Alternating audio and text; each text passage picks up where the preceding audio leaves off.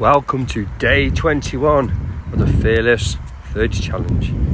So today I'd like to talk to you about some of my shortcomings and how I've improved over the years and how I've addressed it. So I just want to jump straight into the number one shortcoming. It is being a people pleaser. I was a nightmare. I used to say yes to everything.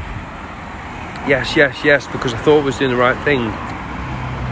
But really, I was just getting burnt out. And people then, they just use you and start to lean on you a little bit and think, oh, well, Rich will do this, Rich will do that. But yeah, them days are gone now. But people used to just, it's my fault. I used to say yes to everything because I thought I had to say yes. Maybe I was desperate. I was desperate for the work when I was in my younger days. I was, I thought I needed the money to pay the mortgage, the bills. But being a people pleaser isn't the right thing to do at all, because you're just doing yourself a disservice. Somebody who gives quality and passion and a willingness to serve at the highest level shouldn't be saying yes to everything. So it's about understanding the fact that you have to say no at times and really look at the customer or the prospect, should I say, and ask the question, is this who I need to work with, or would I like to work with them? Do they align with your values?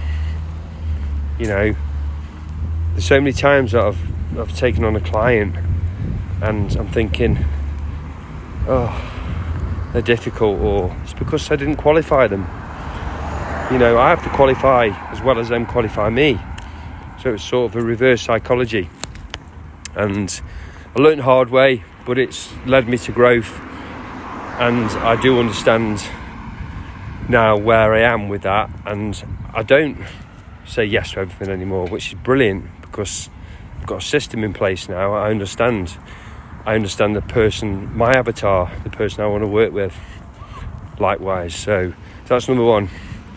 Number two is just juggling far too many things, spinning so many plates.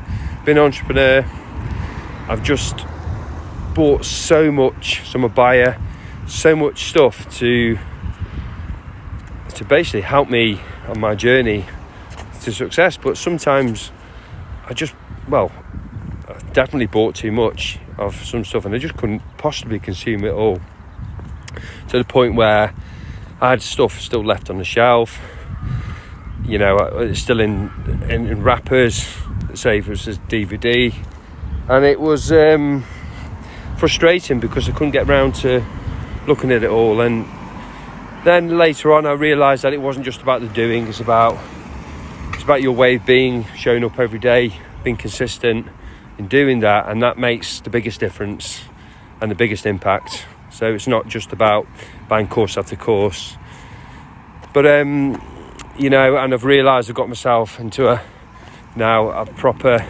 system in place where I got a CRM where I collect leads and I follow up, and it's just a much better way of doing things. So I don't have to worry about all them things what are scattered everywhere. I've got stuff in a drawer there or a cupboard. I've got courses online here and there. I just sort of take one step at a time and just make sure I get stuff done. So, but that's one thing I would say with that. I've had numerous mentors and coaches help and guide me through all this, because it's a judgment again, and it's hard to be able to let go of what you got, because you always think it's the magic pill as such.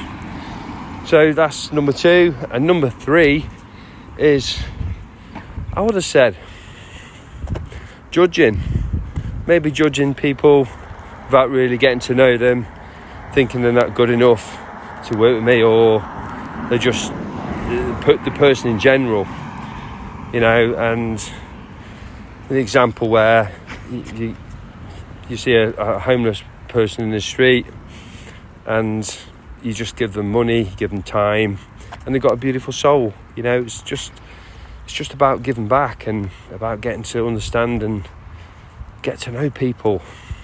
And when you really connect with people on that level, that's when the magic happens and you'll reap rewards. So don't judge.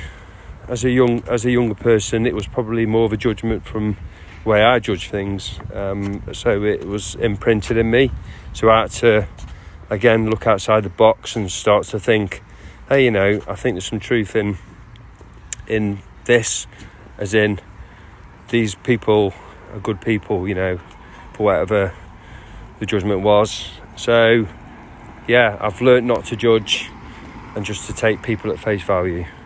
So that's pretty much it for this video. If there's any comments, just DM me, or if you want to discuss it, that'd be fantastic. And I'll see you in the next video.